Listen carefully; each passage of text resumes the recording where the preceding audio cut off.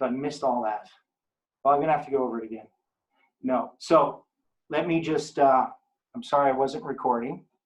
So I missed quite a lot of it, and basically an hour. So I'm just going to give a summary of everything that we went over, and then we're going to take a break and we're going to go into the second part.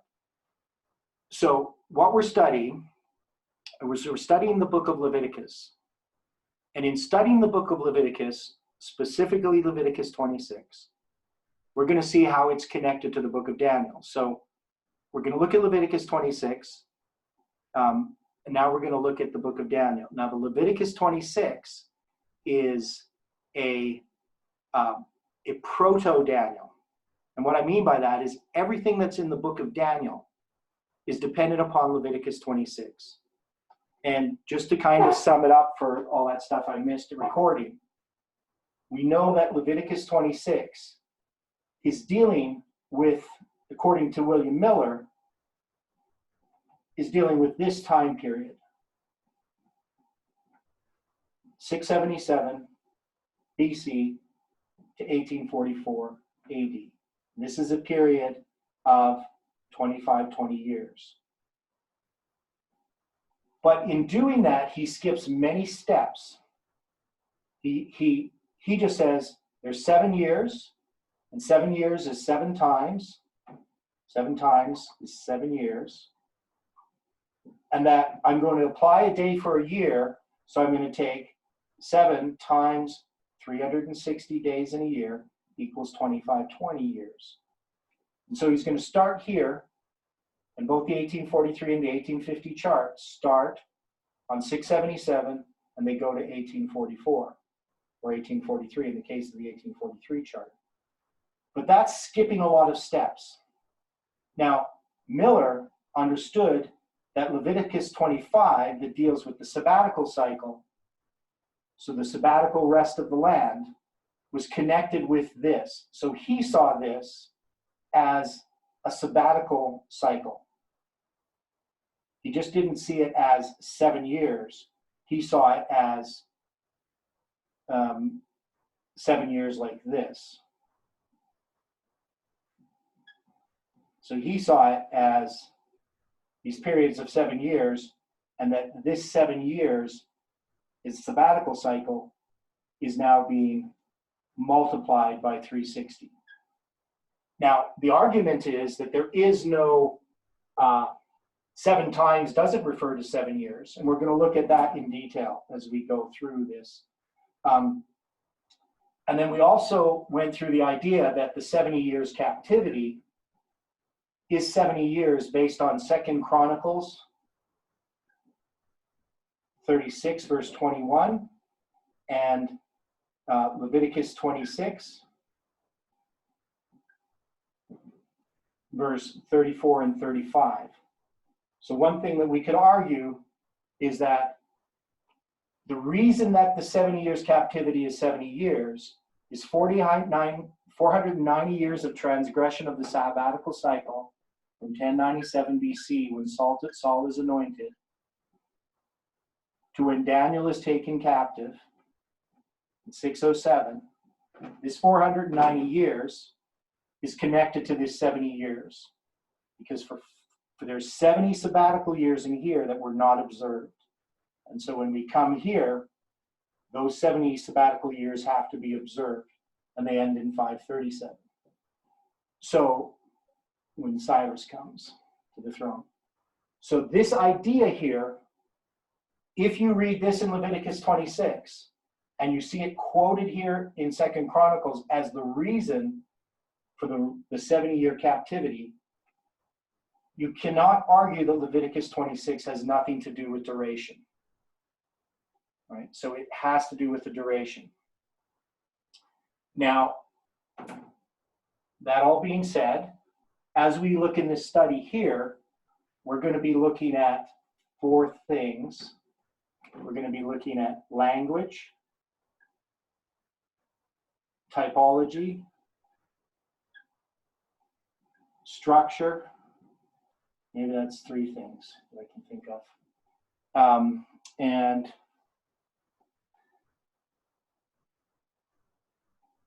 Yeah, typology, language, and structure, and also historical context as we look at these things.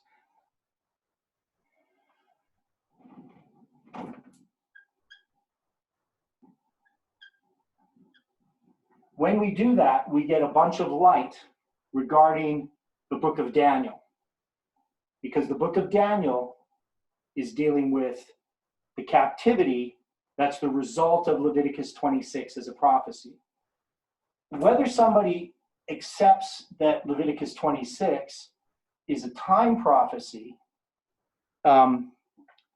is a pretty difficult thing for me to argue from Leviticus 26 itself. The only way that I can argue that it is that we definitely have the result of it as being time. That is, and we're going to look at that, the results of those prophecies, when they were fulfilled, they're fulfilled in periods of 70 years, 140 years, under a period of 220 years, and that this structure that exists is not something that's, if it's just a chance that it happened, that seems pretty illogical based on the complexity of it. And also it explains so many different things. So when somebody tries to argue just from the language of Leviticus 26 that the 7 times does not address time, the first argument I use is 2 Chronicles 36:21. But the next argument that I use is just laying out the events that are talked about in the 4-7 times. So we're going to look at that. Now, here I have the outline of Leviticus 26. So I'm going to share my screen again. And this is page 5 in your, or page 6 in your notes. Now, it's going to go through and talk about true and false worship, Sabbath observance, sanctuary, and then there's these blessings that are going to happen if they obey God. And then the next part is, I didn't share this here. So here we go. So you got this here. So this is the outline of Leviticus 26. And there's a lot to it if you wanted to really go through the details of it. And then it's going to go through the 7 times themselves. So these are the curses. And the first one is in verses 18 to 20. And that's the chastisement being prolonged for 7. Breaking of the pride of power. The heaven is iron, earth is brass. And we're going to see that all these symbols and all these typologies are used in the book of Daniel. We're going to see that the wild beasts are used in the book of Daniel. We're going to see that the siege and the pestilence and the captivity, the quarrel of the covenant, these are also used in the book of Daniel. The deportation to Babylon, the final chastisement of 7, the siege of Jerusalem. All these things are talked about in Leviticus 26, are also dealt with to some degree in the book of Daniel, and also in other books in the Old Testament prophetic books. And then also the promise of repentance, which Daniel fulfills in Daniel chapter 9. Now, we're going to take a bit of a break, so I apologize for not recording. I was going to remember, and I forgot after I prayed to turn on. So if anybody, is always going to think about it, ask me if I'm recording when we start next time, because I tend to get distracted. So we're going to take a little bit of a break, but if anybody wants to ask me some questions, anybody who needs to take a bathroom break or walk around, stretch their legs, they can. I'm not going to take a break. Does anybody have any questions they would like to ask?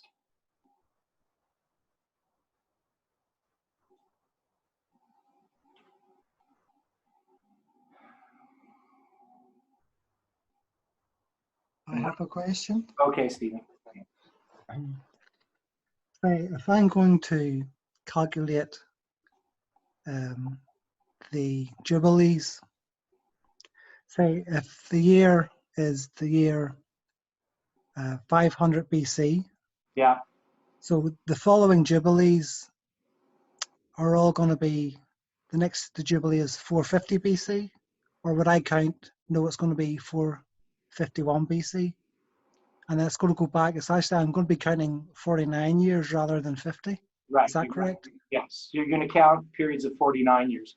So this is not really a study on the Jubilees so much, but this question, I've puzzled it over it a lot. So I'm just going to show what I think happens here. So you have the periods of years, and I'm not going to draw all of them in. So this is going to be a sabbatical year. Now, in a sabbatical year, the question is, does a sabbatical year go spring to spring or fall to fall? Now, we do know that in a sabbatical year, there's the trumpet of the Jubilee, or not the trumpet, there's the, on the Day of Atonement, there's a connection between this sabbatical year and the Day of Atonement. Now, in a Jubilee year, there's the trumpet of the Jubilee that's going to happen on the 7th month.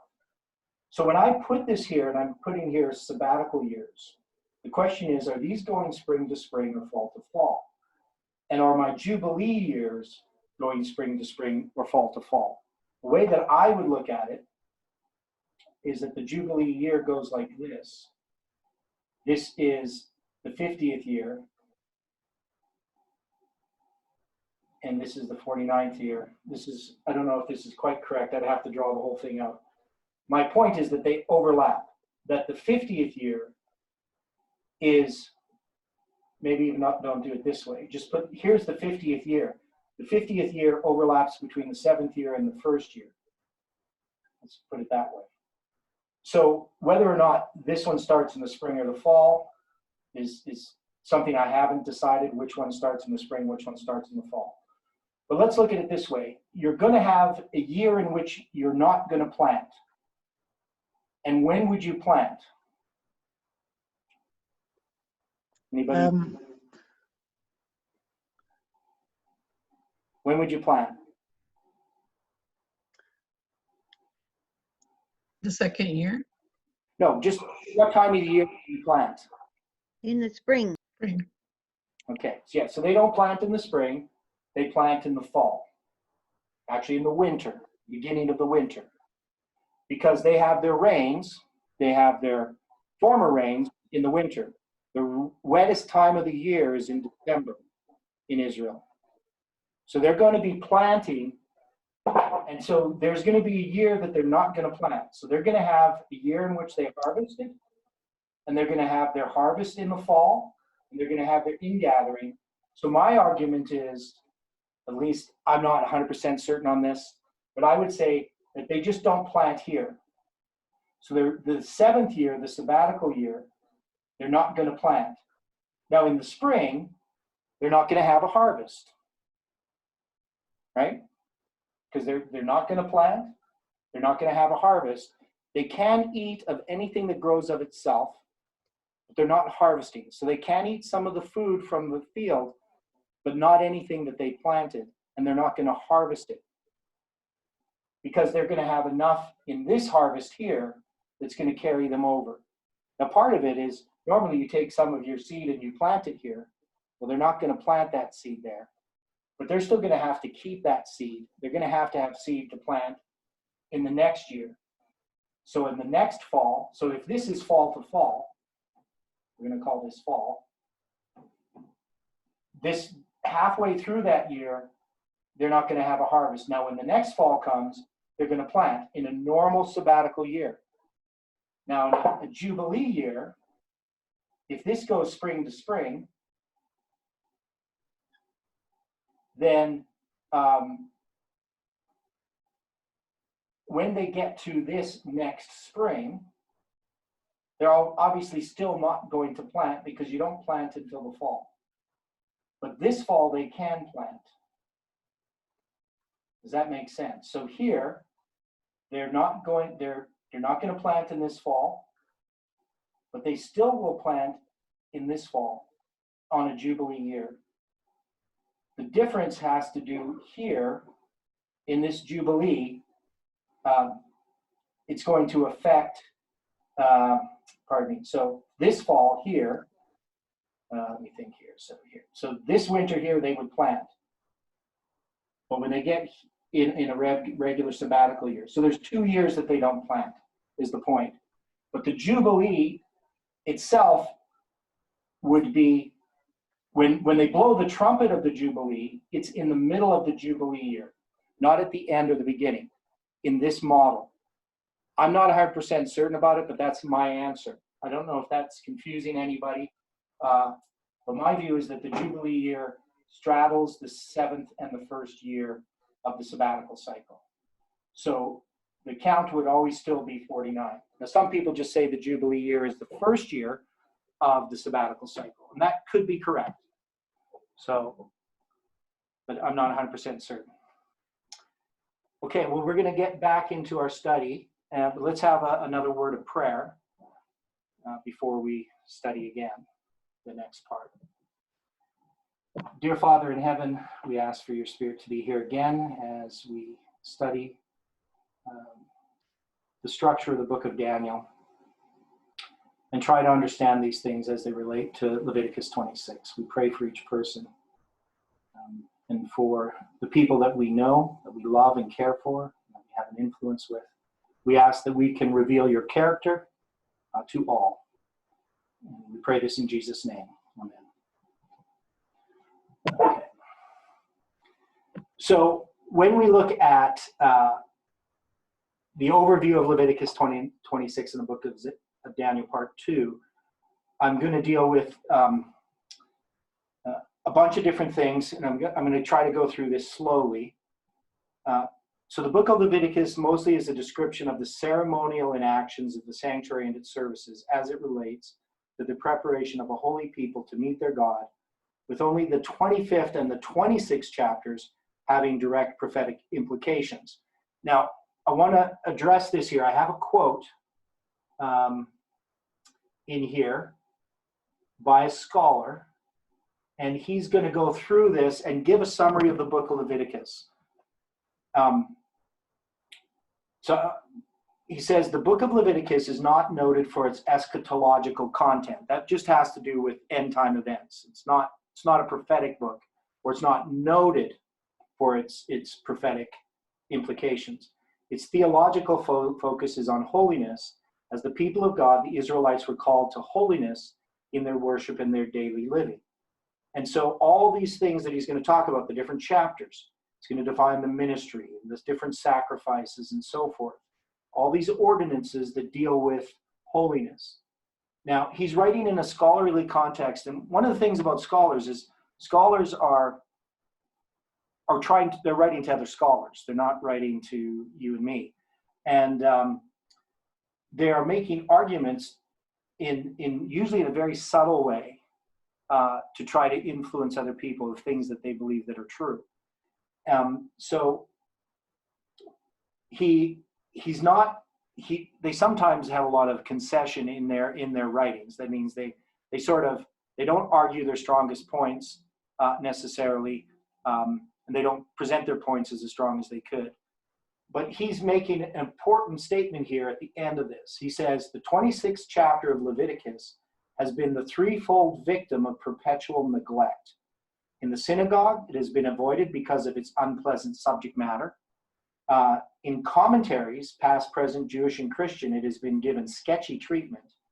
And in materials dedicated to the concept of covenant in the Old Testament, its covenant affinities are rarely discussed. Occasional references, however, demonstrate that some biblical scholars are aware of its significance in the realm of covenantal studies. So that's kind of this author's view. So we're going to look at some of that a bit later on. Now, one of the things we talked about earlier that I didn't record is the comparison between Leviticus 26 and Deuteronomy 25. So we know that Leviticus 26, okay,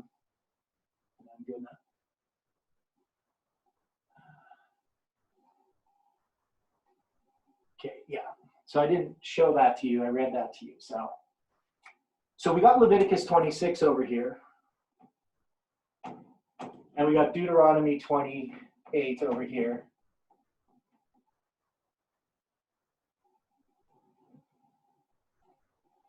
And these are very similar. But there's one thing about Leviticus 26 that's interesting. It's going to talk about a siege and the destruction of Jerusalem by Babylon. And we go to Deuteronomy 28, it's going to talk about a siege and destruction of Jerusalem by Rome. And this is kind of a puzzling thing, because Deuteronomy 28 is basically an exposition of Leviticus 26 by Moses. Moses wrote both of them. This one he wrote in the second year that he came out of, that the Israelites came out of Egypt. And this is written just before he dies. So this is about 39 years between these two chapters. But the fact that this one talks about the siege of Babylon, and if you look at the third 7 times, that's going to be in 597 BC, that's going to be fulfilled. And this is going to be in 70 AD. And the number of years between these two events is 666 years. I go into this in detail in other places.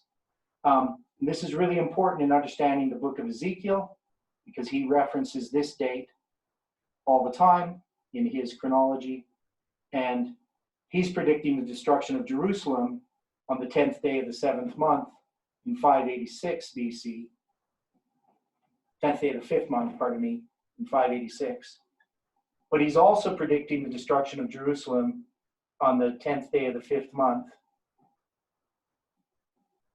in 70 AD. So both Jerusalem is destroyed by Babylon in 586, and it's also 586 on the 10th day of the 5th month, and also destroyed by Rome. Specifically, the temple in Jerusalem is destroyed on the 10th day of the 5th month and the 10th day of the 5th month in these 2 years.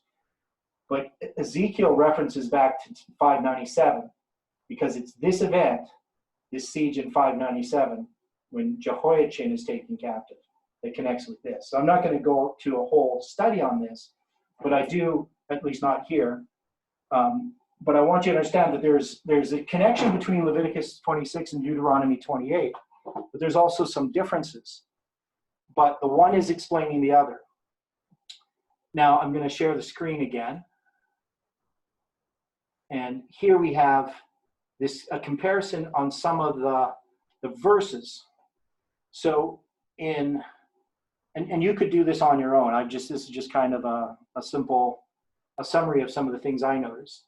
So if you read in Leviticus 26, it says, if you walk in my statutes and keep my commandments and do them, then I will give you rain in due season, and the land shall yield her increase, and the trees of the land shall yield their fruit. And a similar blessing is given in Deuteronomy 28, verse 2, and all these blessings shall come on thee and overtake thee if thou shalt hearken unto the voice of the Lord thy God. And then in verse 7 and 8, it talks about how by following God, God will keep you from destruction by your enemies, right? So they shall fall before you by the sword. 5 of you shall chase 100, and 100 of you shall put 10,000 to flight. And we see the same idea in Deuteronomy 28. The Lord shall cause thine enemies that rise up against thee to be smitten before thy face. They shall come out against thee one way and flee before thee 7 ways. Which the number 7 being there is interesting. And then verse 4, I'll give you rain in due season, right? So it talks about that in verse 12 of Deuteronomy 28. The Lord shall open unto thee his good treasure, and the heavens shall give the rain unto thy land in his season, and to bless all the work of thine hand. And then there's this appeal to keep God's commandments, right? So if you don't keep God's commandments, curses are going to come upon you. And so both of these passages, both Leviticus 26 and Deuteronomy 28, address that. And they also, in verse 19, in Leviticus 26, I will make your heaven as iron and your earth as brass. And we see the heaven that is over thy head shall be brass, and the earth that is under thee shall be iron. So one of the things that's interesting here, what do people notice about these 2 verses here? Leviticus 26, verse 19, and Deuteronomy 28, verse 23. So what do you notice?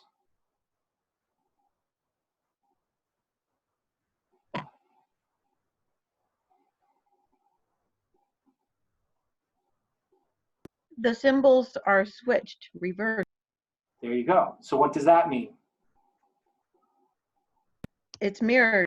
It's mirrored. Okay, so this is a really important point, because I just mentioned that Leviticus 26 deals with Babylon and destroying Jerusalem, and Deuteronomy 28 addresses Rome destroying Jerusalem. And that's the beginning and the end of a mirror, which are reversed. So there's some of these symbols that are reversed. And we'll see how that plays out as we go through the book of Daniel. So thank you for that, for seeing that. So this is just more ways about the enemies. So this just repeats again about the enemies. They shall flee 7 ways before them. And then in verse 25 and 26, Leviticus 26, this is actually the part that is dealing with the third 7 times. So this is dealing with Jehoiachin's captivity. If you look at the third 7 times, we're going to go through that later. Now we see here in verse 48 of Deuteronomy 28, just talks about basically they shall put a yoke of iron upon thy neck until they have destroyed thee. So that's referring to a captivity, right? So the idea of an iron yoke, this is a captivity. So we're going to see that there's a captivity that happens in both of these, but expressed in a little bit different language.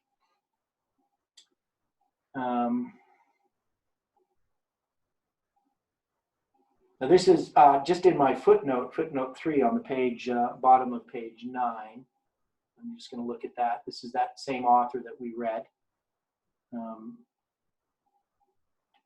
He writes, of course, in this scholarly language.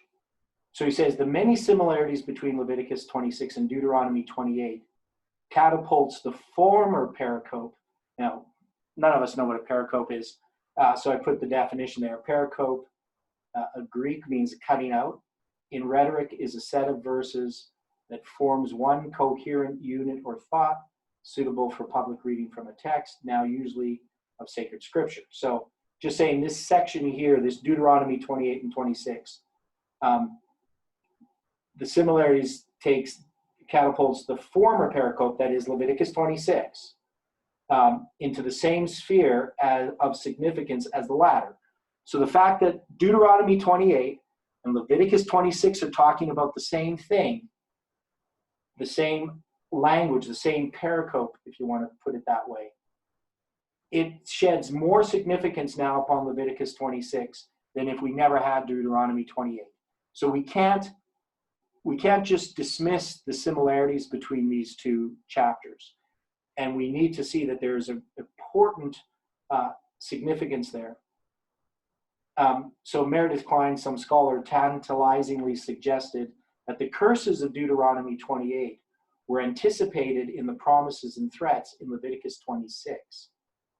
So he says, assuming Mosaic authorship for both pericopes, it is perfectly consistent with the composition of the Pentateuch to assume that Leviticus 26 was written prior to Deuteronomy 28. It could be argued, therefore, that the latter passage is an exposition of the former.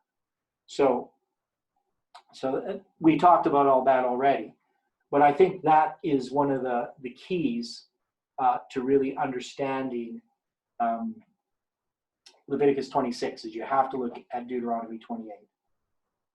So I talk here just how it unmistakably refers to the work of imperial Rome, and that's by comparing this to Daniel 8:23. So let's look at Daniel 8:23 and Deuteronomy. So let's first go to Deuteronomy chapter 28.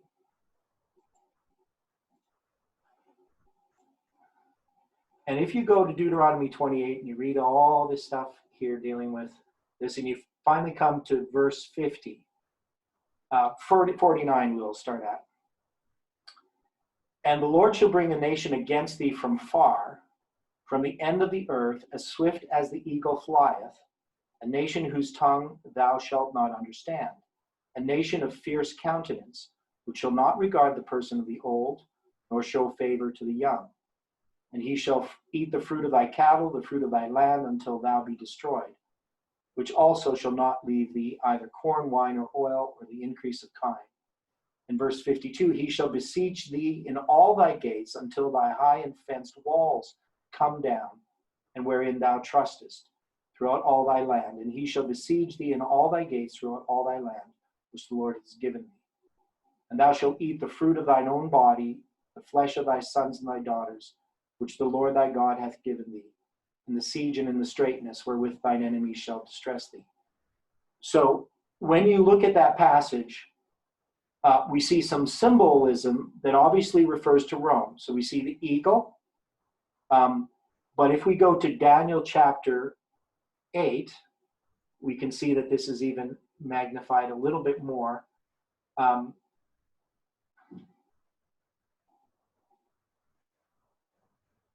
Now, this is talking in Daniel chapter 8. We're dealing with Babylon, Media, Persia, Greece, and Rome.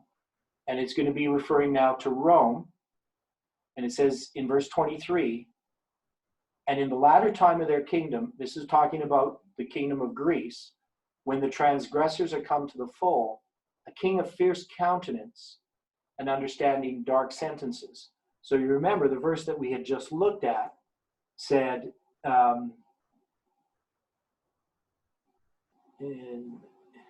nation of fierce countenance, which shall not regard the person of the young. So we can see king of fierce countenance. And then when we go back to Daniel 8,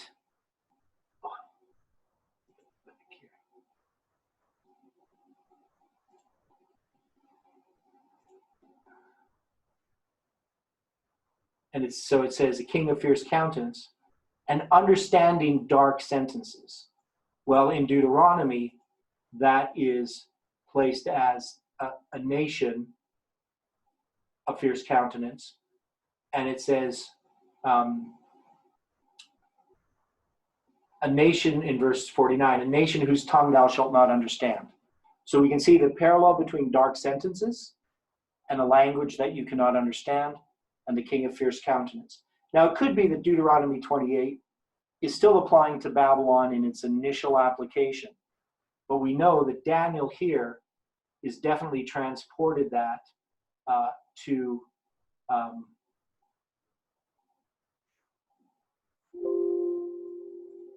the idea of it being Rome. So you can't argue that this is not Rome. And that's one of the things is when you look at the book of Daniel and you hear people talk about Antiochus Epiphanes, when you actually look at the angel's explanation, this cannot be Antiochus Epiphanes that's being talked about in Daniel 8:23. The latter time of their kingdom, this king's going to rise up who has a language that they don't know. And you go to Deuteronomy 28, you see obviously this has to be Rome. Now, let's go back to our notes. There. Now, one of the things about Leviticus 26 is it's written in the idea of a conditional prophecy. And that's the if-then statements. If you do not, if you hearken unto my voice, or if you don't hearken unto my voice, then this will happen. And that's the idea. So this and then statements has to do with conditional prophecy. Now, Ellen White makes a statement, and I should have had it here, but I don't have it in these notes. But she says that, she quotes Leviticus 26 and Deuteronomy 28, dealing with the scattering of God's people. And when she does that, she does it in the context of, somebody says here, okay, I'll maybe deal with that later. So when we have this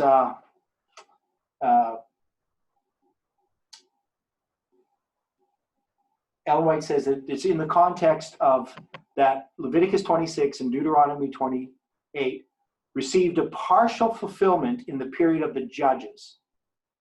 And if we look at it, the if-then, if you do not hearken, then this punishment's going to come upon you. And in that period, we do see periods of 7 years. We also see other periods of time. But they did hearken, and further things did not come upon them. That is, they fulfilled the condition of the if. That is, if you hearken, that's good. I'm not going to cause more punishment. So in the period of the judges, they fell away, but they continued to hearken. And so God always led them back.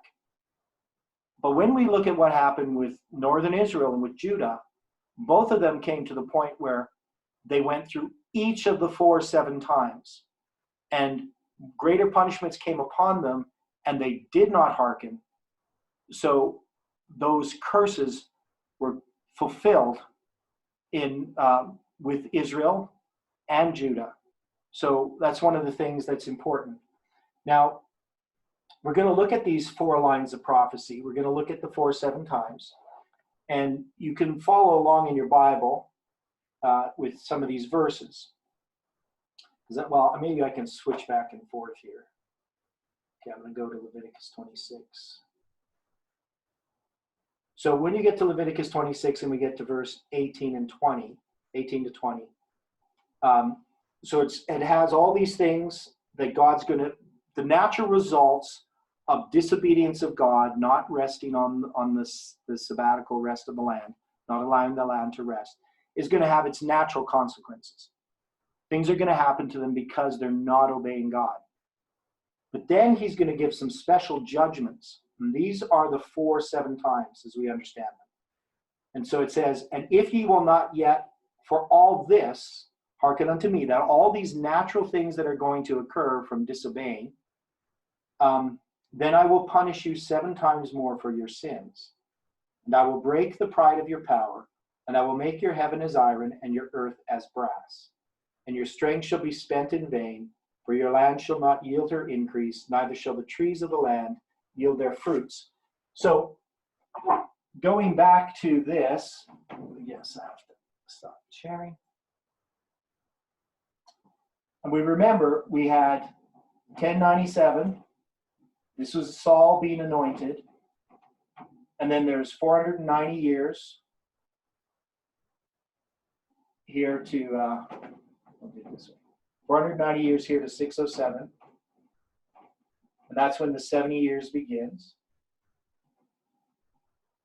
to 537. But during this time, they're not hearkening to God. All during this time. Now, God is then going to cause something to happen. And that is in 677. That's called the breaking of the pride of power.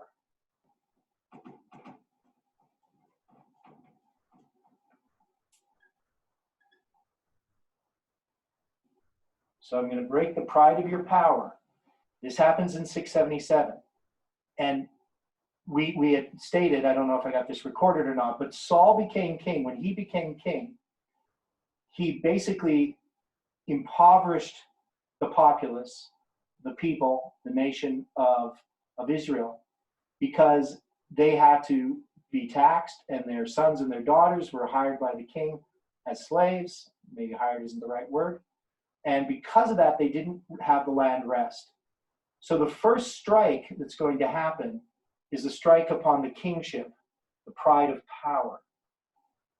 So there is here 490 years, but here there is 420 years, and this is 70 years. So one of the things you'll see is this is 6 times 70 before Manasseh is taken captive.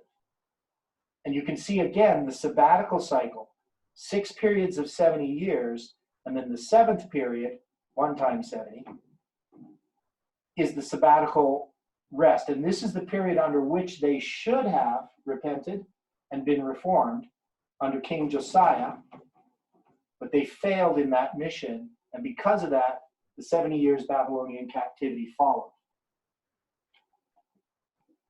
So I hope that's understandable, and we're going to look at this in more detail.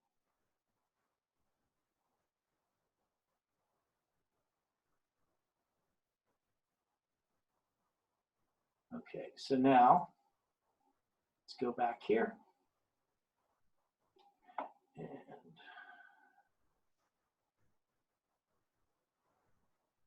so we have this idea of the kingship. So we have this pride of power. So kingship is what's first attacked. That didn't work.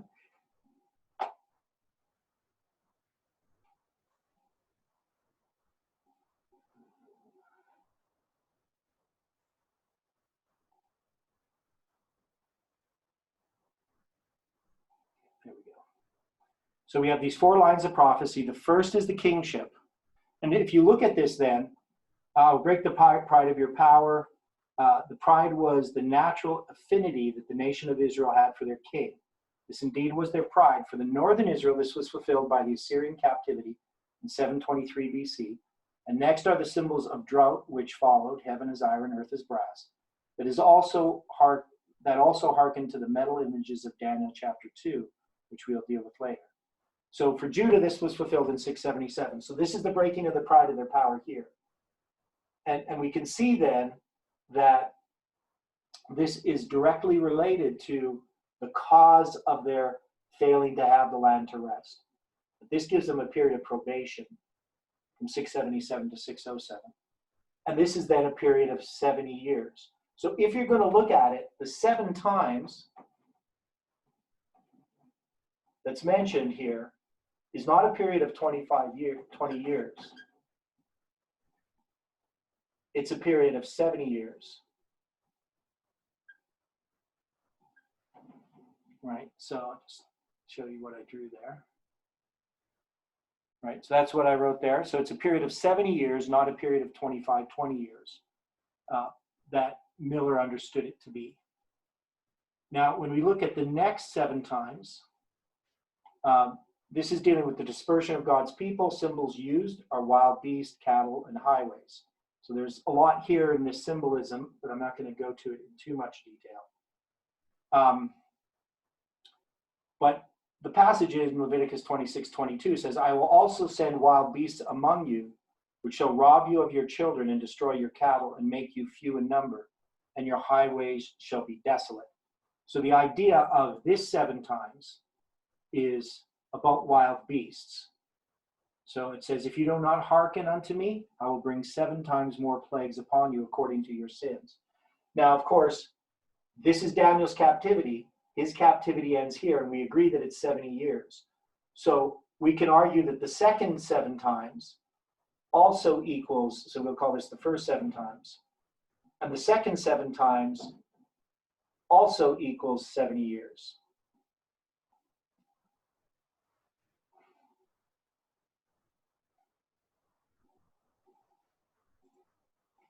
Okay? So we have these passages. We can't really ignore the fact that historically, whether or not somebody can agree that 7 times is a duration or an intensity, you can see here clearly that historically, this is the first 7 times, this is the second 7 times. They're both periods of 70 years. And 70 years, 7 times, can represent 70 years. It would just be 10 times 7 years. Now, another thing that happens in these passages is that they said, I will, they use the word 7 times more. So I guess I'll go back to my screen. In both of these, the first and the second 7 times, they use this expression, 7 times more. Now, this word more is the word Yasef. I guess I put a J, but Yasef, which means Joseph, or is the name Joseph, but it also means to prolong,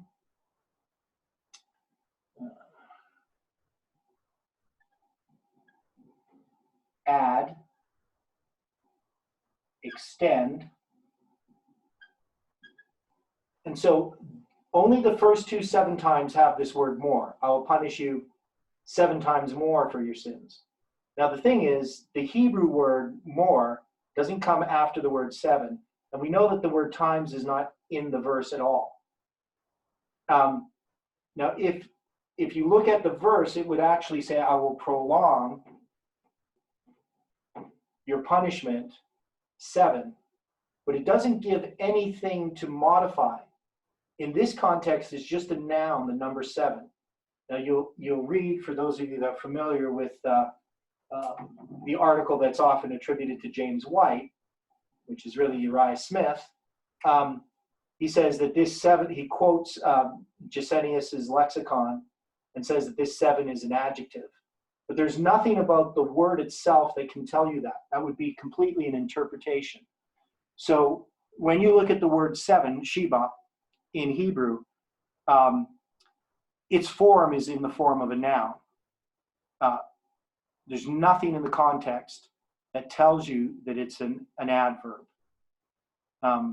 So it really doesn't make sense to argue that from the Hebrew that it's an adjective. But even if it was, there's nothing really for it to modify, because the word more has already modified the punishment.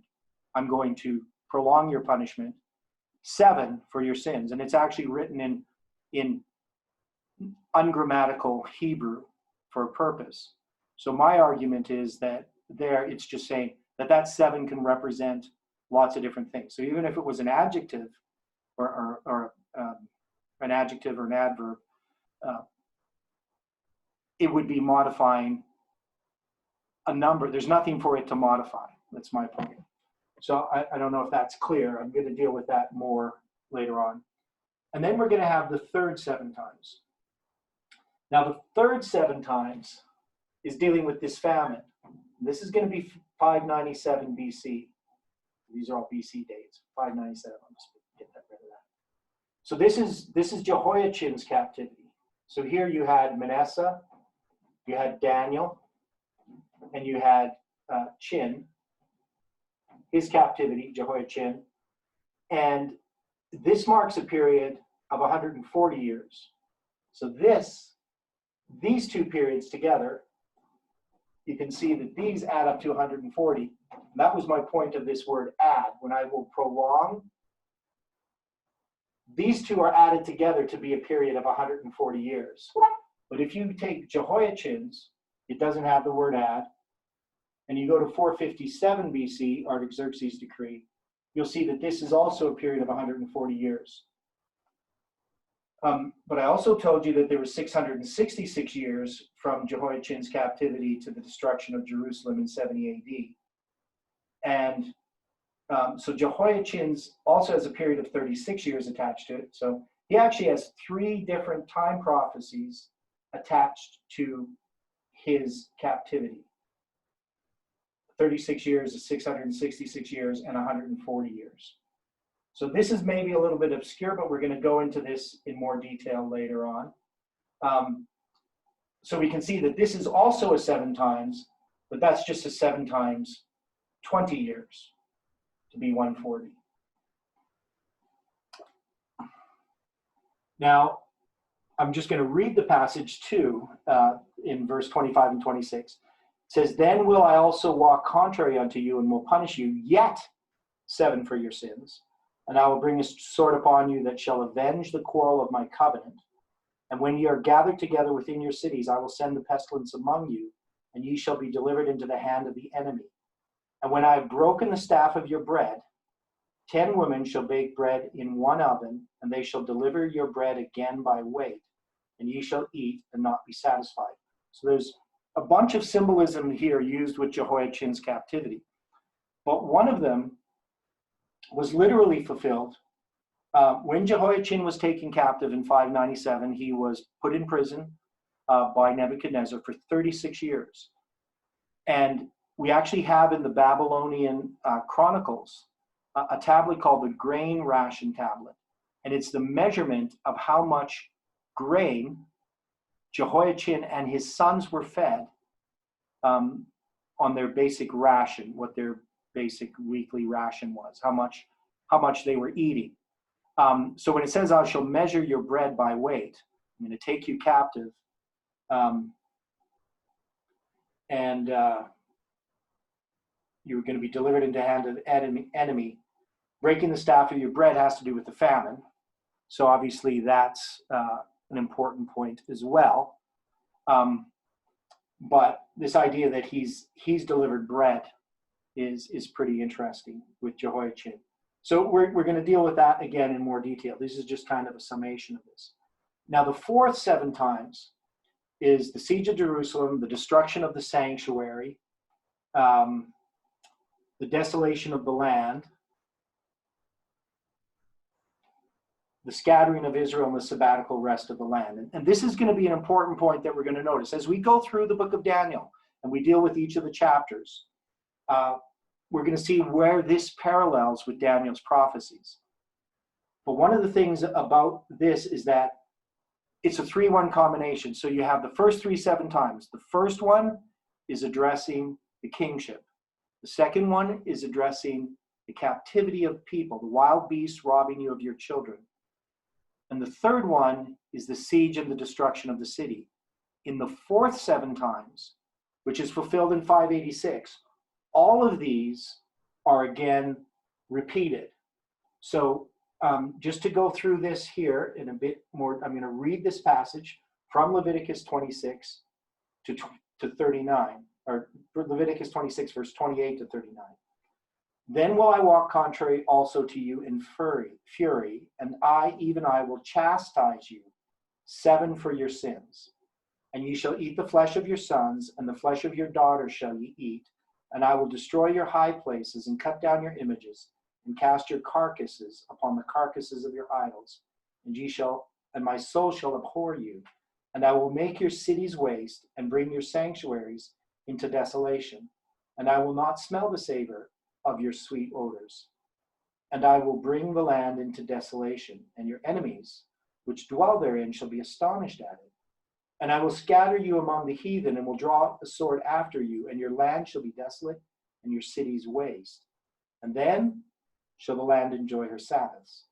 As long as it lieth desolate, and ye be in your enemy's land, even then shall the land rest and enjoy her Sabbaths. So we saw that this was in 2 Chronicles 36:21. That part about the land resting for 70 years is directly related to Leviticus 26, because in 2 Chronicles 36:21, it actually says that to fulfill 70 years, or 70 years, quoting this passage. And upon them that are left alive of you, I will send a faintness into their hearts in the lands of their enemies, and the sound of a shaken leaf shall chase them, and they shall flee as the fleeing of a sword, as from a sword, and they shall fall when none pursueth. So this is a reversal of some of the blessings that we read about earlier. And ye shall perish among the heathen, and the land of your enemies shall eat you up, and they that are left of you shall pine away, and their iniquity in the enemy's lands. And also the iniquities of their fathers shall they pine away.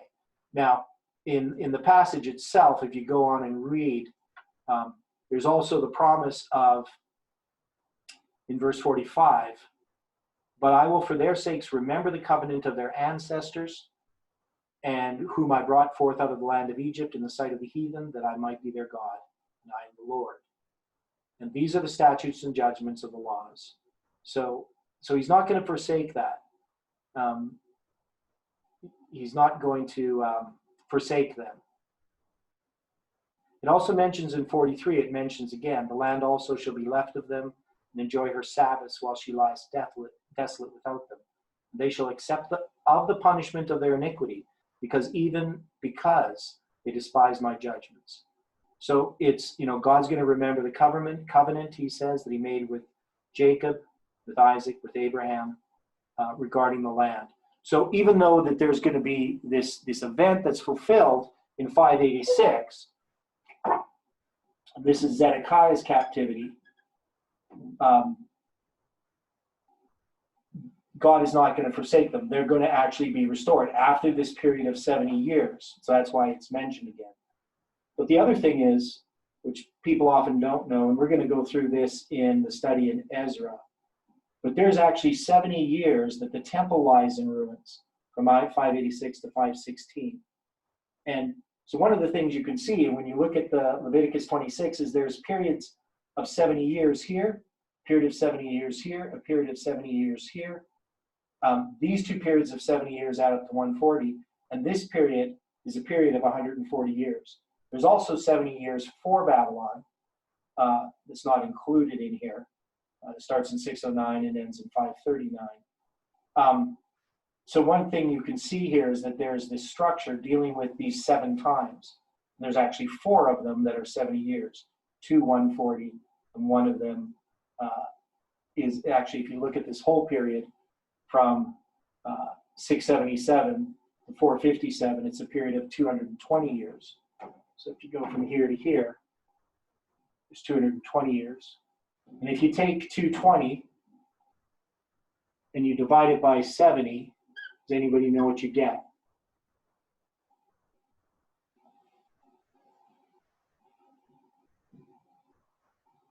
You get pi. So that's the simplest way to write pi as a fraction is 22 divided by 70. I just have 0 added to both of those. So I hope everybody's following all this. I'm not getting a lot of response. Probably some of you are quite familiar with it, but some of you may not be.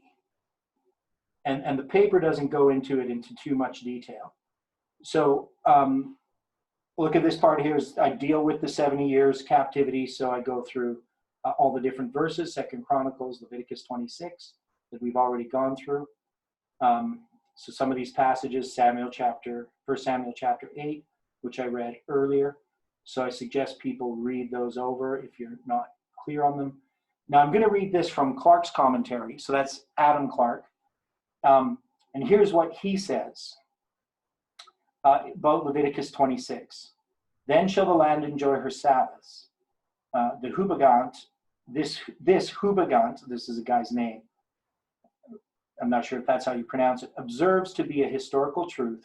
From Saul to the Babylonish captivity are numbered about 490 years, during which period there were 70 Sabbaths of years, for 7 multiplied by 70 make 490. Now the Babylonish captivity lasted 70 years, and during that time the land of Israel rested. Therefore the land rested just as many years in the Babylonish captivity as it should have rested Sabbaths, if the Jews had observed the laws relative to the Sabbaths of the land. So Adam Clark then says, this is a most remarkable fact and deserves to be particularly noticed as a most literal fulfillment of the prophetic declaration of this verse. Then shall the land enjoy her Sabbaths as long as it lieth desolate, and ye be in your enemy's land. May it not be argued from this, that the law concerning the Sabbath, sabbatical year, was observed till Saul's time, as it is only after this period that the land enjoyed its rest in the 70 years captivity?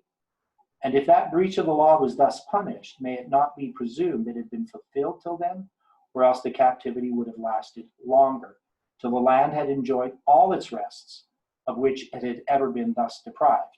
So this actually, when I read this by Adam Clark, this was to me something that got me thinking about it. So when I was first studying Leviticus 26 and reading the commentaries, and I read Adam Clark's commentary about this, and it was interesting because in this message, this wasn't really noticed by anybody, the 490 years. So at that time when I was first studying the 2520, nobody had brought it up. It was just looking through Adam Clark's commentary that I noticed this, and that got me digging into this further to try to work out the chronology. Did Saul, begin to reign in 1097? Could I work this out? So I spent a couple of years full time studying chronology to work out all these dates, and have continued, even since then. So basically in 2013, that's when I really started looking at the chronology and looking at this idea of the 70 years. So this is what's being addressed here that I think is important. Now, I did mention about the 3-1 combination. So Leviticus 26, we see an example of the 3-1 combination. This parallels the 3 angels' messages of Revelation 14, and the 4th angel's repeat of the former messages in Revelation 18. So when we think about this, Revelation 18,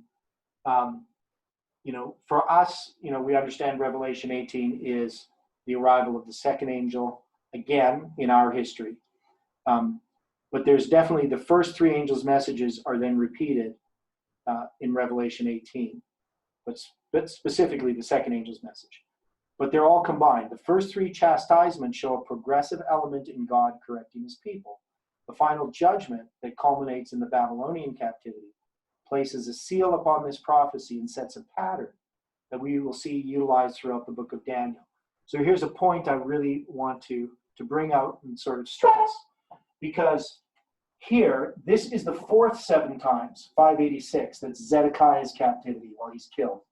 But Zedekiah is the king then. But it says here that the land then shall enjoy its Sabbaths. So we know Daniel's captivity marks the beginning of the 70 years rest of the land, but it's not until here that the declaration is really made that the land's going to enjoy its Sabbaths. So that means here, there's actually 49 years, a Jubilee cycle, from Zedekiah to Cyrus. And so this period here is symbolizing this period here of 70 years, which is a literal period of 70 years. It starts here, but you still have these if-then statements. Now, the 70 years, once you get here to this 70 years captivity, their period of probation has ended. Right? So that, I think, should be clear to people. The period of probation has ended, right? And so once Daniel's taken captive, the 70 years have to be complete. And we know that by events here. They say in 605 and 604 that the 70 years, you have to be held captive for 70 years. But they still have opportunity to repent to make their situation better. And because they don't repent in these, greater judgments happen. So I'm not 100% certain how to explain conditional prophecies, because if they did different, how different would it be? But I do know that probably the temple would not have been destroyed, or at least it wouldn't have happened in the way that it happened. So I don't really like conditional prophecies after they've been fulfilled to try to say how they would have been fulfilled. But definitely they had an opportunity to repent here and make it easier on themselves. But when they get here and the temple is destroyed, there's still 49 years until Cyrus's decree. And then you have another 21 years, which is going to equal the 70, until the temple is restored. So we see one thing is we see the symbol of 21, you see the symbol of 49, you see these symbols of 70, symbols of 140. All these different symbols exist in the literal captivity of Judah.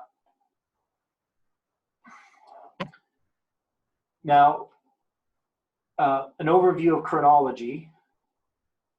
And so we're going to just go through this chronology in a very brief overview.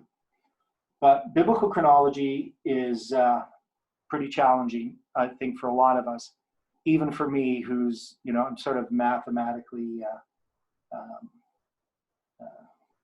don't know what the word is, cursed. Because I see numbers all the time and patterns, and I think about numbers all the time. I get a little bit obsessed with them. So biblical chronology is very challenging, even for me. So one is, there's a lot of information.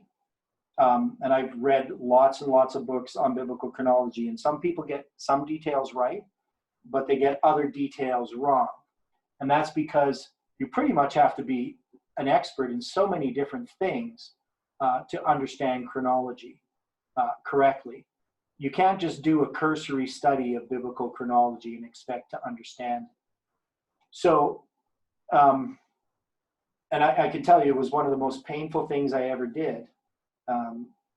When I'm saying painful, it was mentally agonizing to get all this information into my head and understand it. So it was worse than any physical pain I've ever experienced. So I'm not expecting that everybody's going to go through and study every detail of it, but we can get a good understanding to see that God's word is correct. And if we believe God's word, we know that things have to work out a certain way. Now, when you're dealing with chronology, some dates cannot be fixed exactly, but I've worked as hard as I can to get accurate dates. And I find that when you do that, everything fits together like a puzzle. And obviously, we couldn't understand time prophecies like the 2300 days without understanding chronology. We need all of these things in order to understand God's word and the prophecies. So once we get the whole picture, many of these dates, their significance can be clearly seen. We take the Bible as inerrant when it comes to chronology. And there's a discrepancy between secular history and biblical chronology. We take the former and not the latter to be in error. And I think I might have done that backwards. Yeah, second, former, yeah, not the latter, correct. Some dates may be off by a year or two. So some dates we can't, nail them down exactly. And they may be a part of one year, part of the other. But those dates are established by the sure word of prophecy, are anchors that cannot be moved.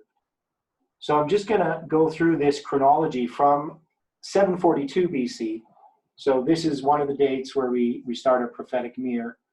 And later on, we're going to go through that whole prophetic mirror on another study. But 742 BC is the first year of Ahaz. And Israel begins to be taken captive in 741. 727 BC is Shalmaneser V comes to power.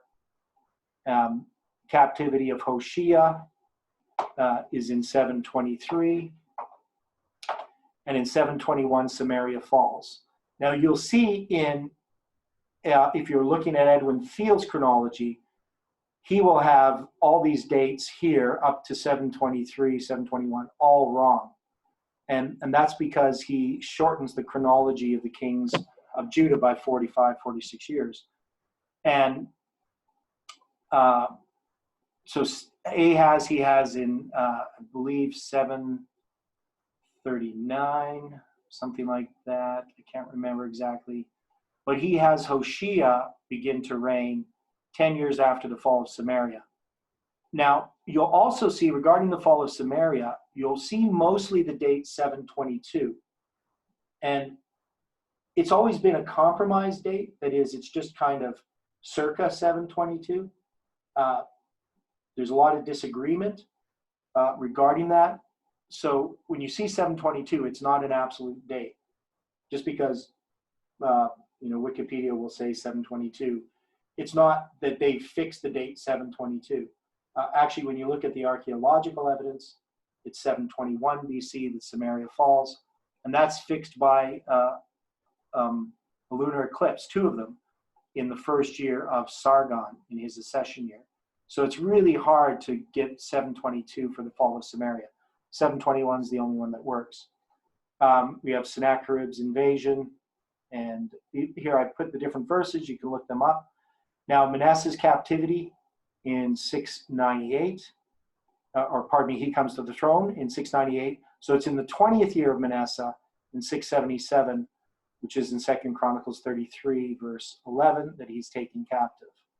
And I'm going to deal with that in a lot more detail in some of my other studies. But the supplementary material that I sent you regarding why there's not a 20-year continual punishment for literal Israel found in Leviticus 26, actually go to that in detail if you want to look at it on your own.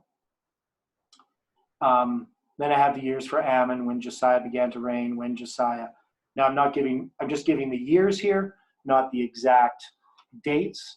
Some of these we do know the exact dates, but I'm not giving them to you here in this list. Third year of Jehoiakim begins in the fall of 607.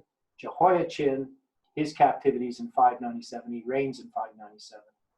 And then I deal with the siege of Jerusalem, which starts the 390 years, ends from the dividing kingdom. That's Ezekiel 4, verse 4 to 6.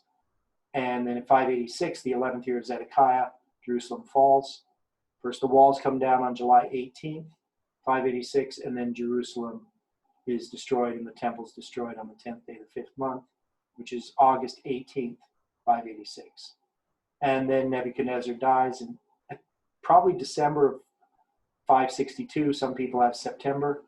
And Jehoiachin is released by Evil Merodach, who's the king following Nebuchadnezzar, in 561 in the spring. And then Cyrus, the end of the exile begins with him coming to the throne. Darius' decrees in 516 and Artaxerxes' decrees in 457. So I have these explanations all written here regarding these things. So some of these things may have wrong dates in them. I'm not 100% certain. Haven't gone over these things for a while. Do we have a question?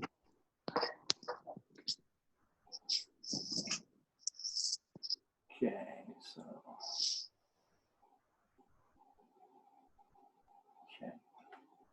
Okay, thanks.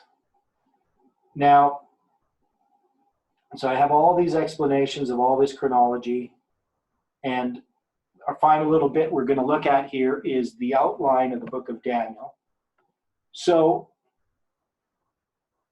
most of us are familiar with the book of Daniel, quite a bit of detail, and we're going to look at that, the first 3 chapters of Daniel in the next study next Wednesday. But one of the things we see here in this outline that's useful is just breaking down what happens in order. And I'm not going to go through this outline in detail, but we have these main elements. We have these story parts, Daniel's training in Babylon in Daniel chapter 1, his captivity, all those things.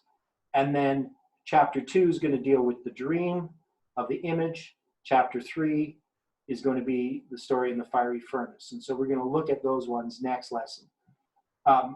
It'll be interesting studying chapter 4 because that's dealing with Nebuchadnezzar's dream of the 4 7 times.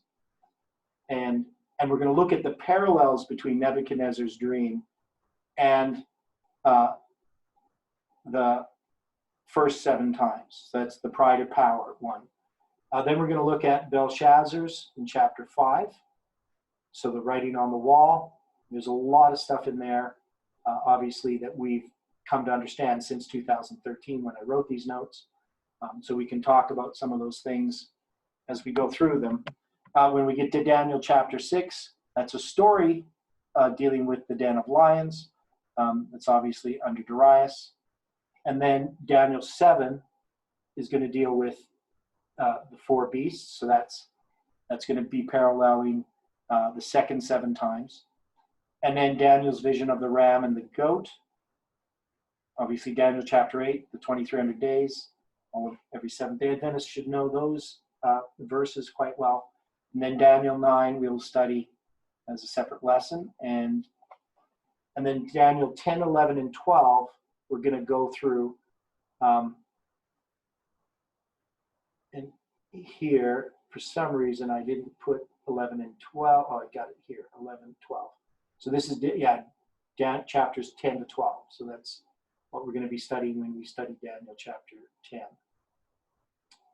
So that's basically the end of this study as far as laying out Leviticus 26 and its connection to the book of Daniel. So one of the things I want to just kind of go over, so I'm going to, and I'll answer some questions because we have time here to sort of clarify some of these things.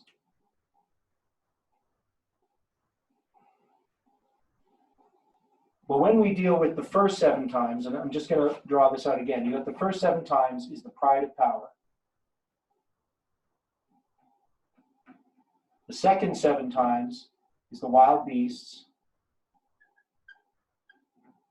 The third 7 times is the siege and famine. And the fourth 7 times is a repeat of all these. Now, if you're going to compare this to the book of Daniel, and you take the first vision is dealing with the pride of power. Thou art the head of gold. And it's going to deal with the kingship. So if we wanted to describe this, we could describe this as kingship. And that's what the first vision deals with. So the image. The wild beasts, this would deal with the people, right? So this is going to be the second vision. Now, if we're going to try to relate this, this is the wild beast that rob you of your children. And this is going to be dealing with the persecution, if you want to put it that way, that happens under Babylon, Media, Persia, Greece, and Rome. And then this is going to deal with the city and the sanctuary. Right? So, you know, obviously this one deals with Jehoiachin's captivity, but it's really dealing with the siege, right, of Jehoiachin.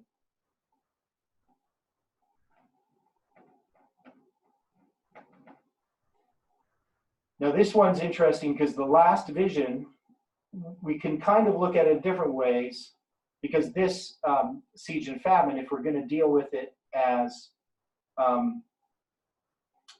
this is the first vision, this is the second vision, this one we would have to relate to the sanctuary and the city, and that would be Daniel chapter 8. So this would be Daniel chapter 2. This would be chapter 7. This is chapter 8. And then when we have this repeat, this is going to be dealing with all of these things. And I just would argue that you would have to have basically 9 to 12 is really covering this whole section, because this is just all of these things. Does that make sense to people?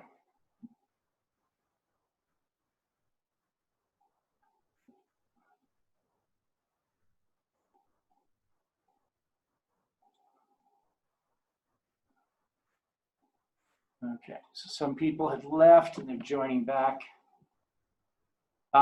So what I've outlined here,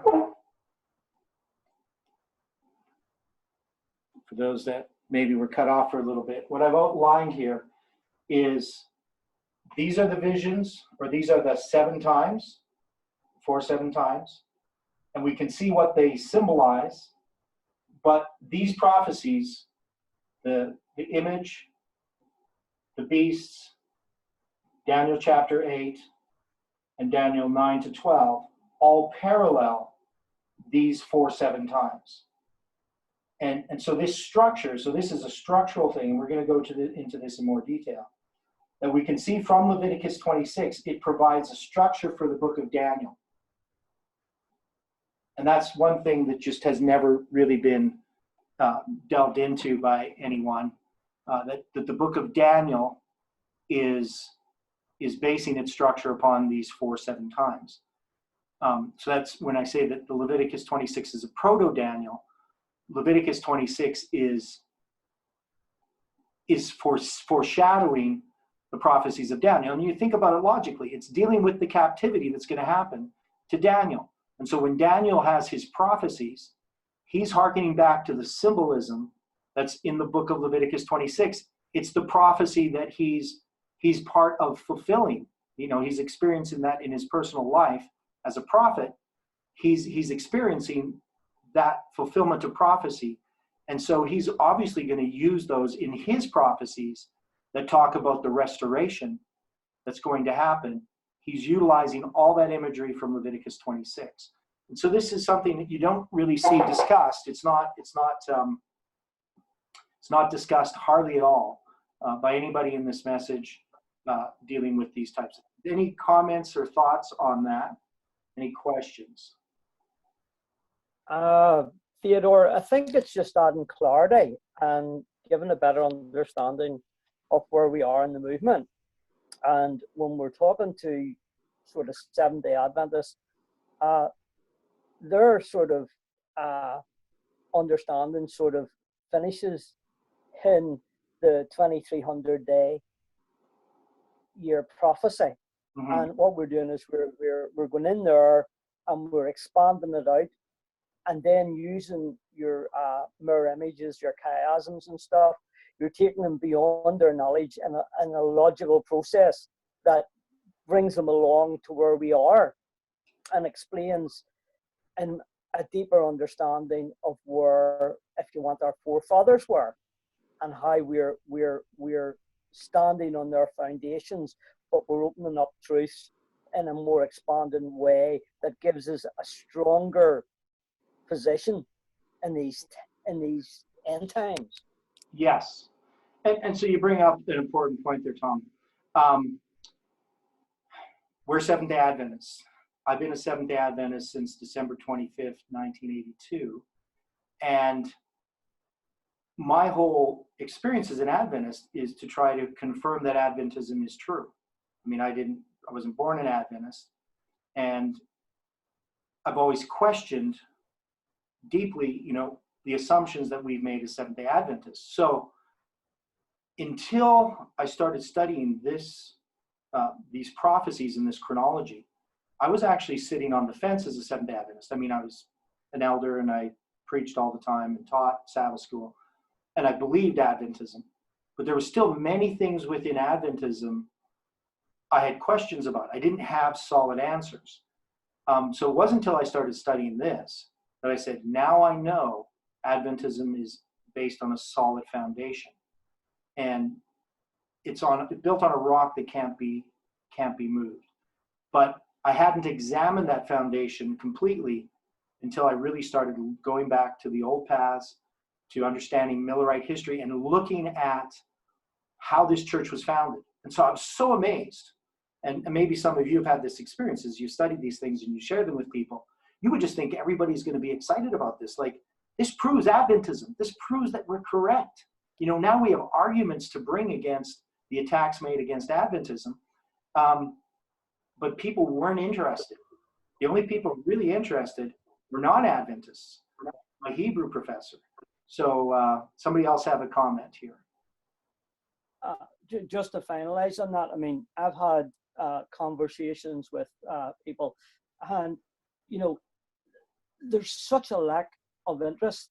And actually, they use people like Desmond Ford and Hebrews, and we just all have to love each other and all these generalities. But when you say let's lock it down, here's something that's going to give you a foundational faith, to give you something to base yourself on. As early as last week, I've had a discussion with people, and they're going, well, I'm not really sure about Ellen White as a prophet. She didn't really understand the gospel message. And I'm sitting scratching my head going, how do you answer these people? Because, it's so obvious to us, the more we study this, the stronger we become in our faith. And I can now understand the parable of the 10 virgins, where you can't share your oil with them. They're getting so far behind, and they're not prepared to invest the time to get the knowledge to give them that foundational. And I can't give them mine, and you can't give them yours. You can only set the example and say, you really should look at this. This is exciting. Yeah, well, thanks. And I think that's, for me, I struggle with some of the things that are coming. Obviously we know that we're making some predictions about things that are happening, in the very near future. And, one is, I know that God has provided us this opportunity to study more. Many people are sitting at home who would have been working. We're locked in our houses, and all the sports are gone. There's no sports for people to watch, and and I see it. When I go shopping, is people are not happy. But it's not that they're depressed. It's that they're under a lot of stress, and they're you're in the grocery store, and people they're just looking tense. It's like they've woken up and they're finally sober. They're finally like, something is happening. And I think this is a great opportunity to share with people. But there are people, especially Seventh-day Adventists, who have continually rejected the truth with all kinds of evidences, that even if prophecy is fulfilled to the very letter, they will still have their excuses of why they don't accept it. But it's not those people that we're trying to reach. I mean, we're trying to, but the people that we really can reach are those that are searching for truth, who are trying to understand the time that we're living in, and they need some solid information. And they need to know, is Adventism based on reality or not? And when we have this Sunday law come, we have to stand in a difficult time. And if we haven't studied, we're not going to be able to stand in that time. And so, that's my real appeal to people regarding let's see what time it is here. Okay, so regarding the what we're studying, these prophecies. You know, the 25:20, Leviticus 26, 2300 days, the 70 weeks, and Ezekiel and Revelation 9, Ezekiel 4. In studying these things in the book of Ezra, I mean, we're going to see things that, man, they're just so amazing in God's word that establish that Seventh-day Adventism was founded on this solid foundation. And yet many Seventh-day Adventists will never know of these things because they will never take the time to study them. And so I'm trying to provide these studies for Adventists who are looking for truth. And we are going to have to learn how to share these things in a short period of time. Now, we do have opportunity after July 18th still to share these things. And some people will accept them, but even when events are fulfilled that we're expecting, we're not going to find that everybody's just going to eat up what we're saying. Some people will have put so much resistance that they'll have excuses even then. So, you know, but I struggle with it. I struggle with the idea, well, does God really have to do something amazing to get people to see things? Can't they see things now? Because the things that have happened are amazing. All the prophecies that have been fulfilled in the last few years and all the things that we're understanding about God's word. So I hope that this will be helpful for people. I hope that many of you can come to this study. I mean, I know some people are going to pick and choose which studies they want to study.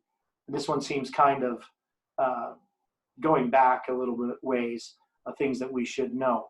But I think, you know, overall that we should be able to understand these things much more clearly. So any final comments before we pray? I would just like to ask you about just whereabouts in the paper that it mentions where the chapters of Daniel line up with the 4-7 times. Because my battery just went on my computer, that's why I had to rejoin. Okay. Yeah, so, well, there's a chart somewhere in here. I think it's when I get to Daniel chapter 8 or something like that I get into it. Yeah, it's in Daniel chapter 9. When I get to Daniel chapter 9, then I deal with chapter 10 to 12 is when I bring it up.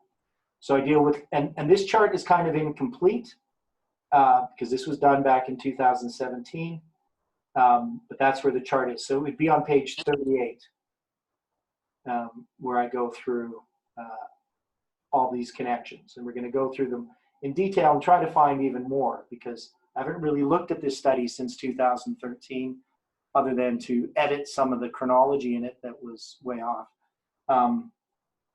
But then we'll go into that, and then after we do Daniel 10, 11, and 12, then we're going to do the study of the 25:20. Now, when I did it in 2013, that was how we understood it then. And so we're going to look at some of the arguments that I made and see where they're weak, and then try to look at the present study based on the notes that I gave you dealing with why there's not a 25:20 year prophecy in Leviticus 26.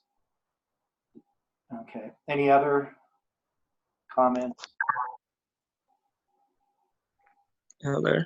I have questions. Okay. While you present the 4-7 time, and I came up with an idea like this. I don't know if the 4-7 time is in scattering and the 3 angel messages, and I mean with the another angel in the Revelation 18 is the restoration. I mean, it's the gathering. Okay, so I think I understand what you're saying there. So if we look at the 4-7 times, we could line them up with the angels themselves, the first 3 angels' messages and the 4th angel's. I've seen us do lots of things with the 4-7 times that I'm not particularly convinced on. So one of the things about the 4 7 times, to deal with this, is that these are progressive destruction of 4. And in every time we have a 3 angels messages, 3 messages, I'm going to erase this here. This is an important question.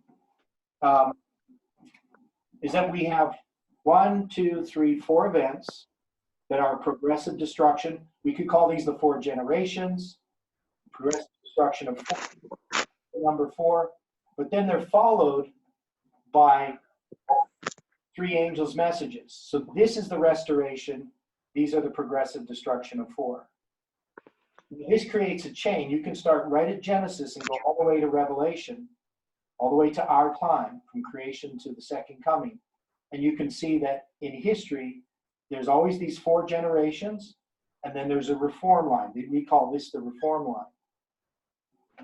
I always have a problem of and in the reform line, you always have a 4th that's a falling away, and it has a 1, a 2, and a 3 attached to it as well. Now, I always have had a problem where we try to take this progressive destruction of 4, and we try to lay this over top of this. So we're going to put the 1, the 2, the 3, the 4 here.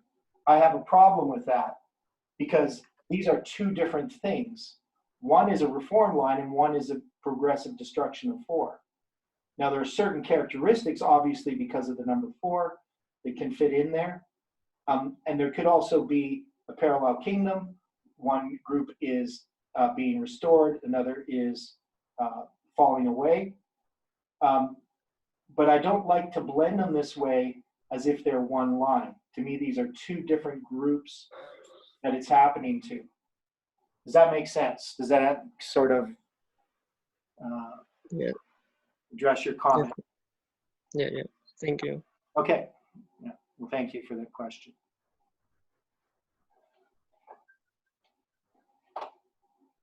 Okay, so it's 1:30, and if you do have more questions, you can always email me. On any of the studies, you can something that doesn't make sense, email me, and I can address it in these classes. I do thank everybody for participating. I know as time goes on, we're going to get more participation from all of you because you're going to get more and more comfortable. And of course, because of the situation, we're all getting used to using Zoom and Skype and all these different formats for talking to people. So we're getting more comfortable with them and getting better at using them. So if there isn't any final comments, let's close in prayer. Okay. Dear Father in heaven, we thank you, Lord, for all the things that you teach us. And we just ask that your Spirit can be with each person. We know we all have particular needs. Some of them are things that we struggle with each day, financially and health-wise,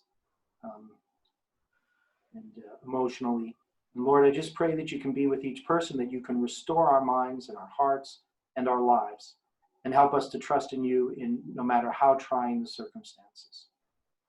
Be with us throughout this day until we meet again online. And we pray this in Jesus' name. Amen. Amen. So, I mean, if anybody has a question, you can end the recording here.